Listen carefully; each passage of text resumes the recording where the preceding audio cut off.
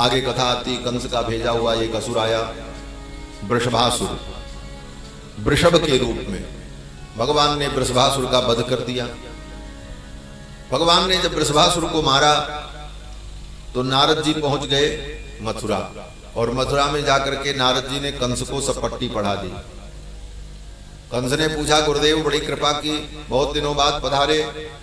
नारद जी ने कहा, अच्छा ये बताओ तुम्हारा समाचार सब ठीक तो है? कंस ने कहा, महाराज सब ठीक है, लेकिन आज तक मैं अपने शत्रु का पता नहीं लगा पाया। जिस किसी को मैं भेजता हूं पता लगाने के लिए, जो जाता है वही लापता हो जाता, लौट के आता ही नहीं। पूतना गई, सट्टासुर गया, आघासुर गया, बकासुर गया, कोई लौट के नहीं आया। और आज तक मैं पता नहीं लगा सका मेरा शत्रु कौन है। नारद जी ने तो सोचा अब यही मौके पर इसको रास्ता दिखाया जाए। नारद जी ने कहा, देखो धिक्कार है तुम्हारे तंत्र को, तुम्हारे राजतंत्र को, तुम्हारी व्यवस्था को, तुम्हारे गुप्तचरों को। आज तक तुम पता नहीं लगा पाए, और तुम्हारे एक एक आदमी को चुन करके तुम्हारे शत्रु ने मारा, और तुम आज तक उसका नाम और गांव भी नहीं पता लगा पाए। क्या तुम राज्य करोगे? तुम तो मारे जाओगे। कंस ने कहा, गुरुदेव क्या हुआ? नारद जी ने कहा, वृंदावन में नंद गोप के घर में जो बालक कृष्ण है वही तुम्हारा शत्रु है। कंस ने कहा, वो तो नंद बाबा का बेटा है। नारद जी ने कहा, वो नंद बाबा का बेटा नहीं है, वो वसुदेव जी का पुत्र है, वसुदेव की 8वीं संतान है। कंस ने कहा, 8वीं संतान कन्या हुई थी, वो तो आकाश में चली गई। नारद जी ने कहा, तुम पागल हो। वसुदेव जी ने अपनी 8वीं संतान को रातों रात ले जाकर के अपने मित्र नंद बाबा को दे दिया, और ये रहस्य तुम्हें पता नहीं चला, और तुम्हारे गुप्तचर पता नहीं क्या करते रहे, और आज तक पता नहीं लगा पाए। और तुम्हारे एक एक आदमी को चुनकर, पूतना को, अघासुर को, बकासुर को, सबको उसी कृष्ण ने मारा है, और आज तक तुम्हें पता नहीं चला। अब तुम भी मारे जाओ। अब तो कंस पागल हो। कंस ने कहा, वसुदेव ने मेरे साथ इतना बड़ा धोखा किया, आज ही मैं देवकी वसुदेव को मार डालूंगा। नारद जी ने कहा, अगर देवकी वसुदेव को कुछ हो गया तो तुम्हारी मृत्यु जो 2 दिन बाद होने वाली है वो आज ही हो जाए, तुम आज ही मार दिए जाओ। कंस ने कहा, गुरुदेव मैं क्या करूं? नारद जी ने कहा, कुछ मत करो, किसी को मत भेजो, कृष्ण बलराम को यही बुलाओ मथुरा। यहां तुम्हारे बहुत से असुर हैं, सब मिलकर के कृष्ण को मार देंगे। नारद जी ने सोचा, भगवान श्री कृष्ण आवे मथुरा तभी इसका उद्धार होगा। और ये सब करने के बाद नारद जी पहुंच गए वृंदावन।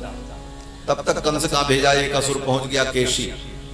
केशी को भगवान ने मारा, वो घोड़े का रूप धारण करके आया था। भगवान ने उस केसी के मुख में अपना हाथ डाल दिया, उसके दांत टूट गए, श्वास अवरुद्ध हो गई। बाहुश्च तद्देहगतो महात्मनो यथा वयस्संवृद्धे उपेक्षितः। जैसे व्यक्ति के शरीर में रोग हो जाए और व्यक्ति अपने रोग की उपेक्षा करे तो रोग बढ़ता जाता है, उसी प्रकार भगवान ने अपने हाथ को उसके पेट में बढ़ाना शुरू कर दिया। बढ़ते बढ़ते हाथ बढ़ता चला गया, केसी की श्वास बंद हो गई और वो केसी मर गया। तब तक नारद जी आए, और नारद जी ने आकर के भगवान को प्रणाम किया और कहा, प्रभु अब ये वृंदावन की लीला हो गई, आपने बहुत बंसी बजाई, खूब माखन मिश्री खाया, अब चलो मथुरा जिस काम के लिए अवतार हुआ। नारद जी ने पूरी लिस्ट सुना दी, कल आपके द्वारा ये काम होगा, परसों ये होगा, फिर आगे मथुरा में आप कंस का वध करेंगे, फिर आप द्वारिकापुरी बसाएंगे, और फिर आपका ऐसे ऐसे विवाह होगा। आगे की संपूर्ण लीला का वर्णन करके नारद जी ने भगवान को प्रणाम किया वृंदावन। इसका मतलब बोले जैसे प्रधानमंत्री और मुख्यमंत्री बड़े बड़े लोग होते हैं तो उनका कार्यक्रम इतना व्यस्ततम कार्यक्रम होता है कि उनको स्वयं पता नहीं होता कि आगे हमको कौन सा कार्यक्रम अटेंड करना।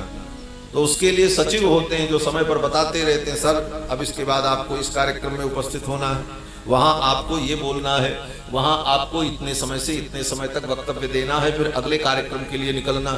तो जैसे सचिव सारी योजना समझाते रहते हैं, उसी प्रकार भगवान के अवतार का जो कार्यक्रम है, इस कार्यक्रम की योजना बताने के लिए मारो नारद जी आ गए। और नारद जी ने कहा, अब यहाँ का कार्यक्रम पूरा हुआ, अब आगे चलिए, आगे का काम करना, मथुरा चल करके कंस का वध करना।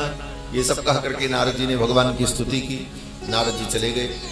कंस ने मथुरा में यज्ञ का आयोजन किया और उस यज्ञ में महोत्सव में भगवान कृष्ण और बलराम को बुलाया, निमंत्रण दिया नंद बाबा को। अक्रूर जी निमंत्रण लेकर के आए और निमंत्रण पत्र में लिखा था कि आप अपने पुत्र को लेकर अपने परिजनों के सहित हमारे यज्ञ का दर्शन करने आए। कंस के निमंत्रण की अवहेलना भी नहीं कर सकते थे नंद बाबा, क्योंकि राजा की उपेक्षा करना भी खतरे से खाली नहीं। फिर तो नंद बाबा अपने परिजनों को लेकर, कृष्ण बलराम को लेकर के मथुरा आते हैं। रास्ते में भगवान ने अक्रूर जी को अपनी माया का दर्शन कराया। मथुरा में आकर के विश्राम घाट में विश्राम करते, नगर भ्रमण के लिए भगवान जाते। नगर भ्रमण के लिए भगवान जब निकले तो मथुरा की जो स्त्रियां थीं, उन स्त्रियों ने भगवान श्री कृष्ण का स्वागत किया। भगवान के ऊपर, कृष्ण बलराम के ऊपर पुष्प की वर्षा की। भगवान जा रहे थे अपने सखाओं के साथ, तब तक उधर से एक धोबी आ रहा था, कंस का कपड़ा धुलता था, कंस के कपड़े लिए हुए जा रहा था। भगवान ने देखा, भगवान ने कहा, ये वस्त्र बड़े सुंदर हैं, लाओ मुझे दे दो। बिना परिचय के, बिना किसी बात के भगवान ने कहा, ये वस्त्र बड़े सुंदर हैं, लाओ मुझे दे दो, हम पहनेंगे। उसने कहा, तुम्हारे जैसे गांव के गंवार लोग, जंगली लोग ऐसे कपड़े नहीं पहनते। ईदृशान्येव वासांसी नित्यम गिरिवने चराहा। तुम्हारे जैसे बनचर जंगली लोग, गांव के लोग ऐसे कपड़े नहीं पहनते, ये तो राजे महाराजे पहनते। इतना कहना था कि भगवान को क्रोध आ गया। भगवान ने उछल करके एक थप्पड़ मारी, उस धोबी का मस्तक कट करके धड़ से अलग हो गया। ये कौन था? कहते हैं ये धोबी वही था जिसने जानकी जी के ऊपर आरोप लगाया था अयोध्या में, जिसके कारण भगवान ने सीता का त्याग किया था। लेकिन आज भगवान ने सोचा इसे दंड देना चाहिए, क्योंकि इसने मेरी जानकी पर झूठा आरोप लगाया और लोक लज्जा के लिए, प्रजा के संतोष के लिए मुझे अपनी निर्दोष पत्नी सीता का त्याग करना पड़ा। लेकिन आज तो मैं इसे दंड दूंगा। भगवान बहाना ढूंढ रहे थे, कोई बहाना मिल जाए तो इसे मारे, और स्वयं बहाना ढूंढ लिया। कपड़ा मांगा, उसने कहा, है तुम्हारे जैसे जंगली लोग ऐसे कपड़े पहनते। बस भगवान ने एक थप्पड़ मारी, सिर धड़ से अलग। कपड़े छोड़ करके वो बाकी सेवक जो थे वो तो भाग गए। सखाओं ने कहा, भैया कपड़े बड़े सुंदर हैं, इनको कैसे पहना जाए? वो कंस के कपड़े,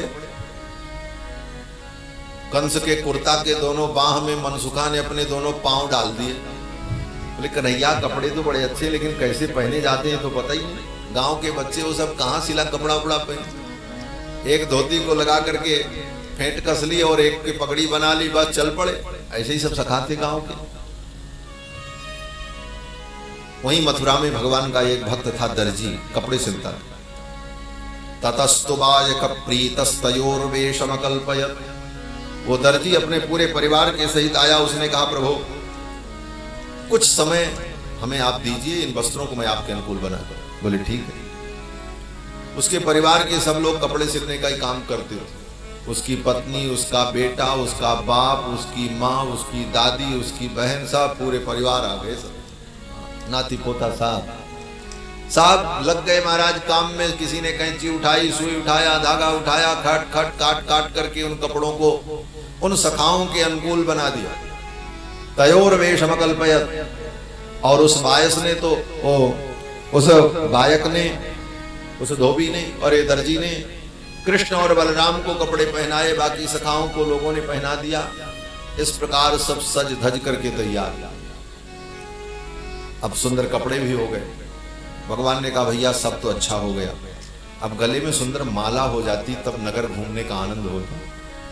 क्यों? बोले शहर में घूमने जाओ तो शहर घूमने का मजा तब आता है कि आप शहर को देखो और शहर के लोग आपको देखो।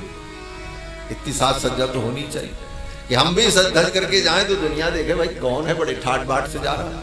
तब नगर घूमने का आनंद। और फटीचर बन करके नगर घूम के चले आए, तुमको किसी ने देखा ही नहीं तो देखने का क्या मतलब? ये कृष्ण भगवान की लीला तो बड़ी मधुर लीला है। तो भगवान श्री कृष्ण ने कहा, कपड़े तो बड़े सुंदर हो गए, गले में माला हो जाती तो शोभा बन जाती। मथुरा में ही एक सुदामा नाम का माली भगवान का परम भक्त था। ततः सुदाम्नो भवनम मालाकारस्य जगमतुः, सुंदर मालाएं बनाता था पुष्प की। भगवान सुदामा के द्वार पर पहुंचे, उस माली के यहां स्वयं भगवान पहुंच जाते हैं। भगवान स्वयं सुदामा के द्वार पर क्यों जाते हैं? बोले ये माली बड़ा विचित्र भक्त था, फूल का कारोबार करता था, फूल बेचता था, माला बेचता था,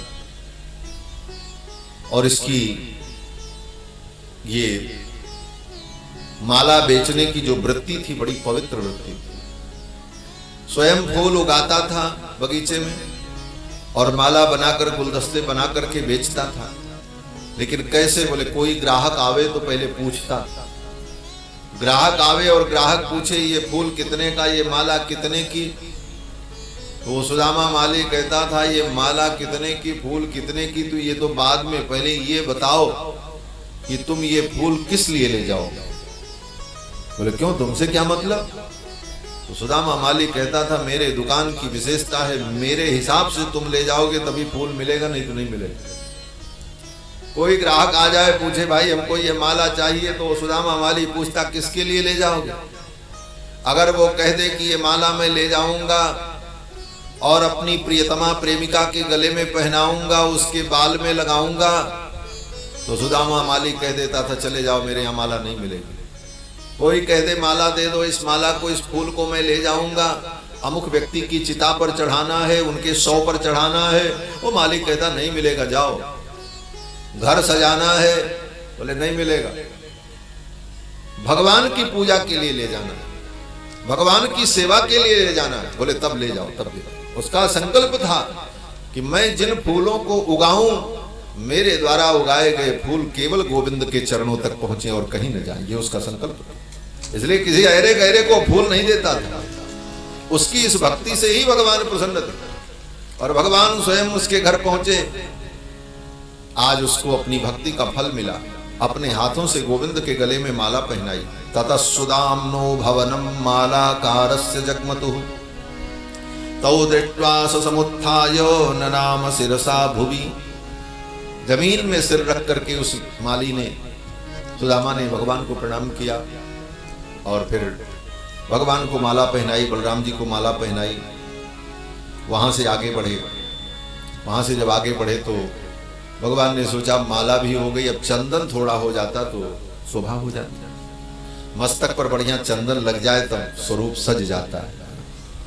सब बढ़िया हो, कपड़ा बहुत बढ़िया, माला बहुत बढ़िया, लेकिन माथे पे चंदन नहीं तो बेकार है, शोभा नहीं। अब चंदन कहाँ मिले? तो देखते क्या है भगवान श्री कृष्ण की उधर से एक दासी आ रही।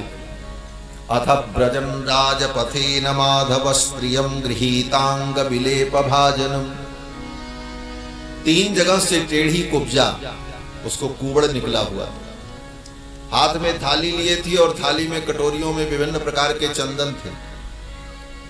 कंस के लिए चंदन लेकर के जाती, वो आ रही थी। भगवान ने देखा, सामने खड़े हो गए और विलोक्य कुब्जाम युवतीम वराननाम पप्रच्छयान्तीम प्रहसन रसप्रदः, भगवान सामने खड़े हो गए और भगवान ने कहा, सुंदरी ये चंदन किसके लिए ले जा रही है? तो कुब्जा ने कहा, श्याम सुंदर, मेरी जैसी कुरूप स्त्री को सुंदरी कह करके मेरा उपहास कर रहे हो। उसको कोई सुंदरी कहता नहीं था महाराज, उसके तरफ कोई देखता नहीं था। 3 जगह से टेढ़ी थी, कुबड़ी थी, झुक करके ऐसे टेढ़ी होकर के चलती थी। लोग उसे डांटते फटकारते थे, कभी कोई उसे देखता ही नहीं। लेकिन भगवान ने जब उसको सुंदरी कहा तो अच्छा तो बहुत लगा उसको, जीवन में पहली बार उसको किसी ने सुंदरी कहा। लेकिन फिर उसे लगा ये मेरा उपहास तो नहीं कर रहे, मेरी हंसी तो नहीं उड़ा। कुब्जा ने कहा, मेरी जैसी कुरूप स्त्री को सुंदरी कहकर के कृष्ण मेरा उपहास कर रहे। भगवान ने कहा, कुब्जा, तेरे हृदय की सुंदरता को देख करके मैंने तुझे सुंदरी कहा। अच्छा ये बताओ, ये चंदन मुझे दोगी? मुझे चंदन दे दो। ये किसके लिए चंदन ले जा रही है? तो कुब्जा बड़ी चालाक थी, एक तो स्त्री, ऊपर से कुब्जा। एक कुब्जा वहां भी थी राम कथा में भी, अयोध्या में, वो कुबड़ी, बड़ी बुद्धिमती थी महाराज। वहां पर वाल्मीकि रामायण में तो महारानी केकई ने कहा है, अरे मंथरा आज मुझे समझ में आया। बोले क्या? महारानी केकई ने कहा कि ये तेरे पीठ पर जो कुबड़ निकला हुआ है, रथ घोण मिवायतम, रथ के धुरे के समान ये लट्टू जैसा कुबड़ तेरे पीठ पर, ये कुबड़ नहीं है, ये बुद्धि का खजाना है, इसी में सारी बुद्धि भरी है, इसी में सारी बुद्धि है। मैं तो कभी जान ही नहीं पाई कि तेरे पास इतनी बुद्धि है। चिंता मत कर, मेरा भरत राजा बनेगा तो मैं भरत से कहूंगी कि कुब्जा स्त्रियां बड़ी बुद्धिमान होती हैं, पता लगाओ भरत, दुनिया में जितनी कुब्जा स्त्री मिले सबको अयोध्या बुलाओ, सब यहीं रहेंगे, और सब कुब्जा जितनी दुनिया की होंगी सबको मैं यहीं अयोध्या बुलवा दूंगी, तुम्हारे पास सब रहेंगी, तुम्हारी दासी बनकर के। तो कुब्जा तो वैसे भी बुद्धिमती हो, वो बड़ी बुद्धिमान थी कुब्जा महाराज। उसका नाम था, 3 जगह से वो टेढ़ी थी कुब्जा। उसको देखकर भगवान ने जब सुंदरी कहा तो कुब्जा ने कहा, महाराज ये चंदन तो आपके लिए ही है, इस चंदन के अधिकारी तो आप ही हैं। तो भगवान ने कहा ये चंदन मुझे दे दो। तो कुब्जा चंदन देने चली तो कुब्जा ने कहा, देखो श्याम सुंदर, चंदन तो मैं दे दूंगी आपको, लेकिन मेरी एक शर्त है। बोले क्या शर्त है? कुब्जा ने कहा, चंदन के सहित इस चंदन वाली को भी आप स्वीकार कर लो तो मैं चंदन दे दूं। चंदन वारी सहित लेहु चंदन यदुनंदन, हे यदुनंदन इस चंदन वारी को भी आप स्वीकार कर। भगवान ने कहा ठीक। कुब्जा ने चंदन दिया, कृष्ण बलराम को चंदन लगाया, सखाओं को लगाया, बढ़िया महकता हुआ महमह केसर कस्तूरी कपूर मिश्र चंदन लगा करके मुखमंडल और शोभायमान होने लगा।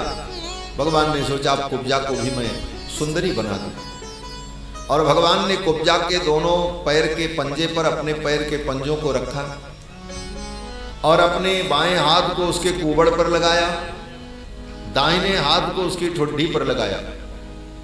इस दृश्य का चिंतन करो। बीच बाजार में सड़क पर कुब्जा के दोनों पंजों पर अपने पंजे को रखकर, छाती से छाती सटाकर, उसके कुबड़ पर अपने हाथ को रखकर, उसकी ठुड्डी पर नीचे की 2 उंगली को कृष्ण ने लगाया। इस दृश्य को देख करके भक्त आह्लादित हो रहे। भगवान के अत्यधिक सान्निध्य को, सन्निकटता को कुब्जा प्राप्त कर रही, और भगवान ने ऐसे करके खट का झटका दिया, 3 जगह से टेढ़ी कुब्जा परम सुंदरी बन गई महाराज। उसके शरीर में जो टेढ़ापन था वो दूर हो गया। ऋज्वी कर्तुम मनश्चक्रे दर्शयन दर्शने फलम, अपने दर्शन का फल भगवान ने प्रदान कर दिया, कुब्जा को परम सुंदरी बना दिया। अब तो वही नाचने लगी, मगन हो गई। और कुब्जा ने भगवान श्याम सुंदर के पीतांबर को पकड़ा और कहती है, चलो श्याम सुंदर मेरे घर, मैं तुम्हारी आरती उतारूं, तुम्हारा चरण धोऊंगी, भोग लगाऊंगी, आपका चरण दबाऊंगी, ये मेरा सौभाग्य हो। भगवान श्याम सुंदर ने कहा नहीं, अभी तुम जाओ, बाद में मैं तुम्हारे घर आऊंगा। और कुब्जा को भगवान ने विदा कर दिया। कुब्जा ने भगवान के पीतांबर को पकड़ करके खींचा, इसलिए भगवान का एक नाम हो गया। क्या नाम? बोले कुब्जा कृष्टांबरधरः, ये भगवान का नाम है। कुब्जा कृष्टांबरधरः, कुब्जा ने जिनके पीतांबर को आकृष्ट किया, खींचा, ऐसे कृष्ण, ये कृष्ण का एक नाम है। भगवान श्री कृष्ण के अष्टोत्तर शत नाम में एक नाम भगवान ने कुब्जा पर कृपा की। फिर आगे बढ़े। कंस के यहाँ एक धनुष था भगवान शंकर का, कंस उसकी पूजा करता, उस धनुष को जाकर के भगवान ने तोड़ दिया। वो एक जगह रखा था, सिपाही सैनिकों का पहरा था, घूमते घूमते पहुंच गए, और वो सार्वजनिक स्थान पर रखा था। सुरक्षा तो थी, लेकिन वो दर्शनीय स्थान पर रखा था। लोग आते थे, उस धनुष का दर्शन करते थे, प्रणाम करते थे, चले जाते थे। तो दर्शन करने के बहाने भगवान भी पहुंचे और धनुष का दर्शन किया, दंडवत किया, प्रणाम किया, और फिर धीरे से भगवान श्री कृष्ण ने कहा, भोले बाबा ये धनुष तो आप ही का है, शंकर जी का तो धनुष था।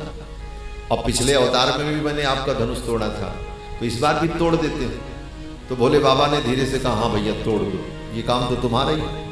और भगवान श्री कृष्ण ने उस धनुष को उठाया। अब सिपाही सैनिक तो दूर खड़े थे, उनको तो कल्पना भी नहीं थी कि इतना छोटा बालक, 10 वर्ष का बालक जाएगा और धनुष को उठाएगा और तोड़ेगा, उसके तो बस की बात नहीं। लेकिन भगवान श्री कृष्ण पहुंचे, जाकर के उस धनुष को पहले प्रणाम किया और उठाया, उठा करके बीच से तोड़ दिया। अब तो महाराज सब सिपाही सैनिक दौड़े, मारो मारो, इसने धनुष तोड़ दिया। धनुष का एक टुकड़ा बलराम जी ने ले लिया, एक टुकड़ा कृष्ण भगवान ने ले लिया, और उस धनुष के टुकड़े से ही मार करके सैकड़ों सैनिकों को मृत्यु के घाट उतार दिया। जो बचे वो भाग गए। फिर धनुष के टुकड़े को वहीं रख दिया कृष्ण बलराम ने और प्रणाम किया भोले बाबा को, चल पड़े। आए नंद बाबा को पता नहीं चला कि आज बच्चों ने क्या कमाल किया है। नगर घूमने गए थे और इतना काम करके आए। नंद बाबा को पता नहीं चला। पहुंचते ही भगवान श्री कृष्ण ने कहा, बाबा भूख लगी। नंद बाबा पूछते कि बेटा कहाँ गए थे, क्या हुआ, कोई बतावे। उसके पहले भगवान ने दूसरी बात छेड़ दी, बोले बहुत भूख लगी है बाबा। नंद बाबा ने कहा चलो भोजन करो। साहब को बैठाया, भोजन कराया। भोजन करने के बाद नंद बाबा ने सोचा पूछें कि ये बच्चे कहाँ कहाँ गए थे, क्या क्या किया। तो भोजन करने के बाद ठाकुर जी ने धीरे से मुंह खोला और जमाई ली और कहा, बाबा अब तो नींद आ रही है, थक गए। नंद बाबा ने कहा अच्छा सो जाओ। सब सो गए। बाबा को पता ही नहीं चला कि बच्चों ने आज क्या कमाल किया है मथुरा की गलियों में। कंस को पता चल गया कि कृष्ण बलराम आए हैं और उन्होंने ऐसे ऐसे सब कुछ किया। तो कंस के यहाँ एक हाथी था, कुबलयापीड़ हाथी, उसका नाम कुबलयापीड़ था। उस हाथी को मदिरा पिला करके नगर के द्वार पर, महल के द्वार पर खड़ा कर दिया। कंस ने सेवकों से कहा कृष्ण बलराम सुबह जब आएंगे रंगशाला में तो ये हाथी उनको कुचल करके मार देगा। कुबलयापीड़ हाथी को रात भर मदिरा पिलाई गई और मदिरा पिला करके द्वार पर खड़ा कर दिया।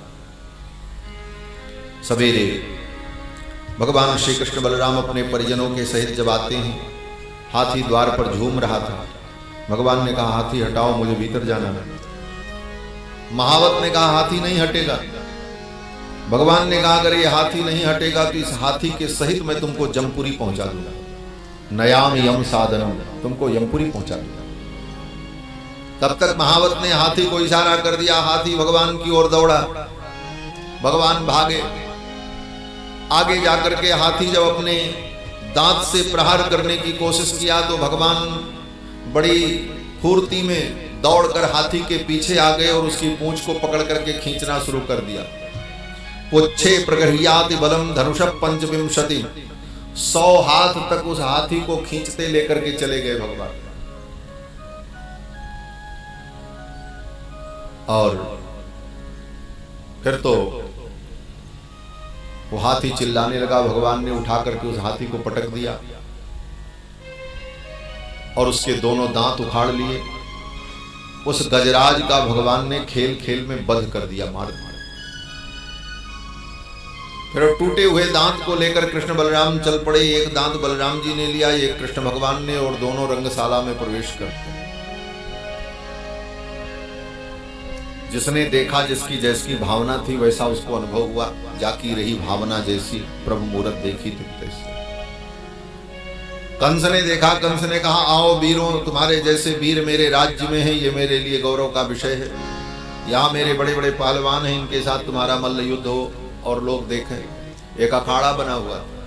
उस अखाड़ा में 2 पहलवान आ गए, चाणूर और मुष्टिक। कृष्ण बलराम को ललकारा। दोनों भाई अखाड़े में उतर गए। चाणूर से भगवान भिड़ गए और मुष्टिक से बलराम जी। थोड़ी ही देर में दोनों भाइयों ने चाणूर मुष्टिक को मार डाला। फिर 2 पहलवान आए, सल तोशल, उन दोनों को मार दिया। कंस देख रहा था गद्दी पर बैठे बैठे, क्योंकि ये सब कार्यक्रम चल रहा था, सांस्कृतिक कार्यक्रम, और कंस उसकी अध्यक्षता कर रहा था। जैसे बड़े बड़े कार्यक्रम होते हैं तो मंत्री लोग और बड़े बड़े पदासीन लोग बैठ करके मुख्य अतिथि बन करके उस कार्यक्रम की अध्यक्षता करते हैं, देखते हैं। कंस भी देख रहा था। कंस के आंखों के सामने ये 4 वीर बड़े बड़े मारे गए, चाणूर, मुष्टिक, सल तोसल, और अभी कुछ देर पहले ही गजराज मारा गया। कंस तो पागल हो गए। कंस ने कहा मारो मारो इनको, जाने मत देना, ये मेरे शत्रु हैं, इनको पकड़ लो। निस्सारयत दुर्वृत्तौ वसुदेवात्मजौ पुरात्, इन वसुदेव के पुत्र कृष्ण और बलराम को दुर्वृत्त को बंदी बना लो। धनम हरत गोपानाम नंदम बध्नीत दुर्मतिम, जिस दुर्मति नंद ने इनका पालन पोषण किया है इसको भी बंदी बना लो। ऐसे कंस चिल्लाने लगा। धनम हरत गोपानाम, ये जो इनके गोप सहयोगी हैं, जो इसका संरक्षण करते आए हैं, इनका धन हरण कर लिया जाए। और वो मेरा बाप जो उग्रसेन है वो भी इनके पक्ष का है, उसको भी बंदी बना करके जेल में डाल दिया जाए। ये सब उटपटांग बातें बोलने लगा। वसुदेवस्तु दुर्मेधा हन्यतामास्वतमः उग्रसेन पिता चापि सानुगः परपक्षकः, मेरा पिता उग्रसेन भी मेरे विरोधियों का पक्ष लेता है। ये सब बड़बड़ बोलने लगा। जब बोलने लगा तब भगवान ने देखा बस अब इसे मार देना चाहिए, अब विलंब करना ठीक नहीं। भगवान दौड़े और दौड़ते हुए उस मंच पर भगवान चढ़ गए जहां पर कंस बैठा था। जब तक कंस उठता भागता तब तक तो भगवान पहुंच गए, और पहुंच करके भगवान ने एक थप्पड़ मारी कंस का मुकुट जाकर के उधर गिरा और उसके केश को पकड़ करके भगवान ने इसे उठा लिया। प्रगृह्य केशेषु चलत किरीटम निपात्य रंगोपरि तुंगमंचात्, और उठा करके कंस को अखाड़े में फेंक दिया। मंच से उठा करके जब अखाड़े में फेंका कंस उठने की कोशिश कर रहा था, तब तक भगवान मंच से कूदे और सीधे कंस की छाती पर पहुंच गए। तस्योपरिष्टात् स्वयमज्मनाभ, भगवान कंस की छाती पर कूदे और इतने में ही कंस का राम नाम सत्य हो गया, मर गया महाराज। श्री प्रभुदत्त ब्रह्मचारी जी महाराज बड़े अच्छे संत हुए। अरैल प्रयाग में बड़े महापुरुष, दिव्य महापुरुष, उन्होंने श्रीमद् भागवत महापुराण की संपूर्ण कथा का 56 छंद में भावानुवाद किया है। इस प्रसंग पर उन्होंने जो 56 छंद लिखा है बड़ा अद्भुत है। श्री प्रभुदत्त ब्रह्मचारी जी महाराज वर्णन करते हैं।